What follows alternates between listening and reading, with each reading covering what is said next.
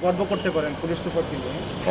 গত 9 তারিখে সেই প্রথম পোশাক পরিয়ে থানার ডিউটি শুরু করেছে। তার দেখা দেখি সারা বাংলাদেশে একে একে চালু হয়েছে। ঠিক আছে, তো তো এই এই থানাটা অবকাঠামোগত কারণে যে ক্ষয়ক্ষতি ছিল, এই কারণে হয়তো ওরা করতে পারে নাই, দ্রুততার সাথেই কাজ করছে। আর আসলে পুলিশে আমরা যারা কাজ করি আসলে আমাদের শুধুমাত্র এটা কাজ না, এটার মধ্যে আসলে মানুষের সেবাও জড়িত। তো আপনারা দেখেছেন যে সাময়িক কিছু হয়তো কর্মবিরতির যে বিষয়গুলো ছিল, এই বিষয়গুলো আসলে তো আমাদের থেকে তো এটার অ্যাড্রেস করার কোনো কিছু নাই।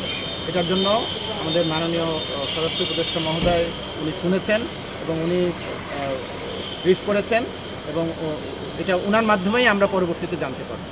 আর যেটি বিষয় যে পুলিশের আসলে কাজের যেটা আপনি দেখেছেন যে আমি কথা বলেছি যখন, যে শুধুমাত্র এটা কিন্তু কাজ না, তার ভালোবাসা থেকেও সে কিন্তু উপলব্ধি করতে পেরেছে যে না, এই কাজে এই পোশাক তাকে আবার পরতে হবে এবং সাধারণ মানুষের পাশে দাঁড়াতে হবে, এবং সেই কাজটাই তারা নতুন করে আবার শুরু করেছে।